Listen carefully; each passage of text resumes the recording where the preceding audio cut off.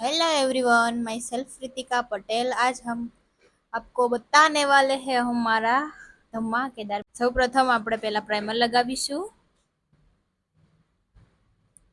પ્રાઇમરને face ઉપર એવી રીતે એપ્લાય કરવાનું છે કે આપણા ફેસના ઓપન પોર્સ એકદમ બંધ થઈ જાય અને એક એવું લેયર્સ ઊભું થાય જે આપણા મેકઅપને સ્ટે કરી રાખે છે। પ્રાઇમરને સરખી રીતે ફેસ ઉપર એપ્લાય કરવાનું છે જેથી કરીને આપણો મેકઅપ સરખો ઓબ્ઝર્વ થઈ જશે સ્કિનમાં।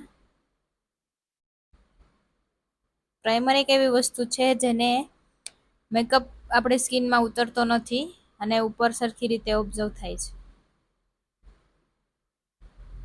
ત્યારબાદ આપણે કન્સીલર લઈશું। કન્સીલરને એક એવી ખાસિયતા છે જેને ફેસ ઉપરના ડાઘ ધબ્બા છે, આઈસ નીચેના કુંડાળા છે, સરખી રીતે કવર થઈ જાય। ફેસ ઉપર કન્સીલર કરતા પહેલા આપણે તેના ફેસનું સ્કિન ટોન જોવો જરૂરી છે। સ્કિન ટોન જોઈને જ પછી કન્સીલર લગાવવાનું છે। કલર કરેક્ટર પણ કહેવામાં આવે છે। બાદ તેને બ્યુટી બ્લેન્ડરથી અપ્લાય કરીશું આપણે। હલકા હાથે અપ્લાય કરવાનું છે જેથી કરીને ક્લાયન્ટના ફેસ પર વધારે પડતો વજન પણ નહીં લાગે। ક્લાયન્ટના ફેસ પર વધારે પડતા પિમ્પલ્સ હોવાથી તેને સરખી રીતે કવર કરશું। ત્યારબાદ એને સ્કિનમાં મેચ થાય તેવું આપણે ફાઉન્ડેશન લગાવીશું। ફાઉન્ડેશનમાં છે નાર્સના। ફાઉન્ડેશનમાં આપણે 2 ટોન મિક્સ કરવાના છે।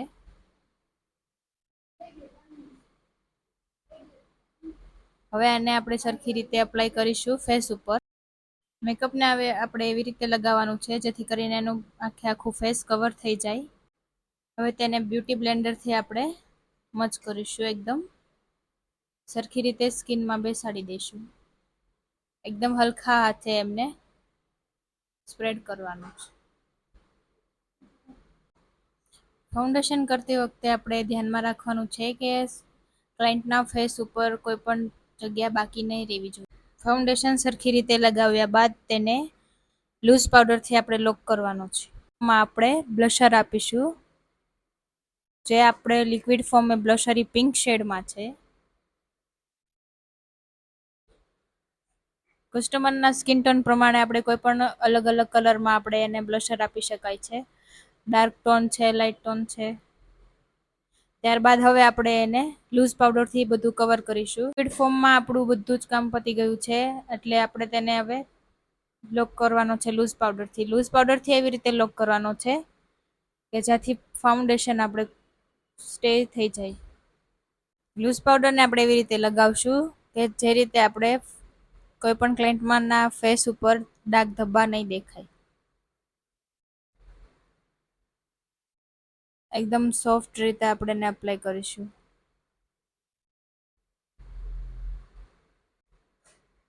ક્લાયન્ટના અપર લિપ્સના પાર્ટ પર એન્ડ એને આઈસની નીચે અંડર આઈસ પર તેને સરખી રીતે લૂઝ પાવડરથી લોક કરવામાં આવે છે જેથી કરીને ત્યાંથી ફાઉન્ડેશન ખસે નહીં।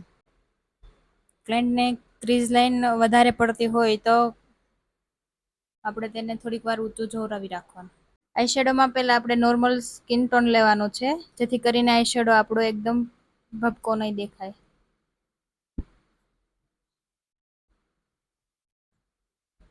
નેચરલી મેકઅપ દેખાડવા માટે આપણે એકદમ નેચરલ કલર જ યુઝ કરવાનો છે। આઈ શેડો કરતી વખતે બ્રશને એકદમ હલકા હાથે પકડીને તેને રાઉન્ડ રાઉન્ડ ફેરવવાનું છે જેથી કરીને આઈ શેડોનું ગેટઅપ આવે છે।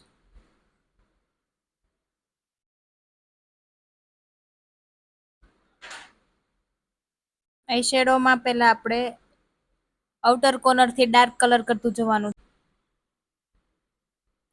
ઇનર કોર્નરથી આપણે લાઇટ કલર કરશું, આઉટર કોર્નરથી ડાર્ક કલર કરીશું જેથી કરીને આપણો આઈ શેડો એકદમ મસ્ત લાગે।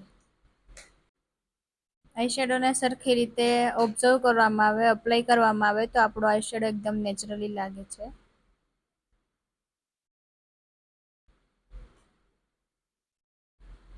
વધારે પડતા ડાર્ક કલર લેવાથી આપણો આઈ શેડો બગડી પણ શકે છે। કલર હંમેશા આઉટ કોર્નર ઉપર લગાવવાનો। હવે આપણે એમને આઈ શેડોના કલર અપ્લાય કર્યા બાદ લાઇટ લાઇટ ગ્લિટર લગાવીશું। ગ્લિટરમાં એક પફી બ્રશ કરીને આવે છે. પફી બ્રશથી આપણે ગ્લિટર લગાવીશું. આઈશેડોનો ઉઠાવ આવી શકે. આઈશેડો કર્યા બાદ આપણે આઈબ્રોને હાઇલાઇટ કરવાનો છે. જ્યારે આઈબ્રો રાઉન્ડ શેપમાં આવે છે ત્યારે રાઉન્ડ શેપની અંદર જે રાઉન્ડ દેખાય છે ત્યાંથી આઈબ્રો હાઇલાઇટ કરવો. આઈબ્રો ડિફાઇનર કરતી વખતે આઈબ્રો ડિફાઇનર હંમેશા વચ્ચેથી સ્ટાર્ટ કરવું, જેથી કરીને આપણે આગળ એકદમ બ્લેક કલર ના થઈ જાય. આઈબ્રો હાઇલાઇટ કરવામાં આપણે એકદમ સ્મોલ ગ્લિટરને જ યુઝ કરવાનું છે. ત્યારબાદ હવે બ્લશર આપો, પાવડર બ્લશર. ત્યારબાદ હાઇલાઇટર આવશે. આપણે એવી રીતના આપવાનું છે. બ્લશર કર્યું હોય એનાથી ઉપરના સાઈડમાં જ આપણે બ્લશર આપવાનું છે, એકદમ લાઇટ લાઇટ. એકદમ ટી શેપમાં આવશે. ત્યારબાદ એકદમ પતલી લાઇનર કરીશું, જેથી કરીને આઈ શેડો અને તેમની આઈસનો થોડોક વધારે ગેટઅપ આવે. પતલી લાઇનર કરવાથી તેમની એક તો એમની આઈસ સ્મોલ છે એટલે જાડી નહીં કરવાની, એકદમ પતલી જ કરવાની છે. તો હવે આઈલાઇનર પતી ગઈ છે. ત્યારબાદ હવે લિપસ્ટિક કરી દેજો. લિપસ્ટિક કરતા પહેલા એમના લિપ્સને પહેલા કવર કરો. લિપ્સને બોર્ડર આપજો પહેલા. લિપ્સની ફરતી બાજુ બોર્ડર આપીને પછી જ અંદર લિપ્સના કલર કરવાનો છે. લિપસ્ટિક કરતી વખતે ખાસ ધ્યાન એ રાખવાનું છે કે એમના લિપ્સ એકોય બાજુથી વધારે પડતા બહાર ના નીકળી જાય. હવે અમારી લિપસ્ટિક આપણે કન્ફર્મ થઈ ગઈ છે. આ છે આપણો આજનો મેકઅપનો ફાઇનલ લુક. કેવો લાગ્યો તમને આ મેકઅપનો ફાઇનલ લુક?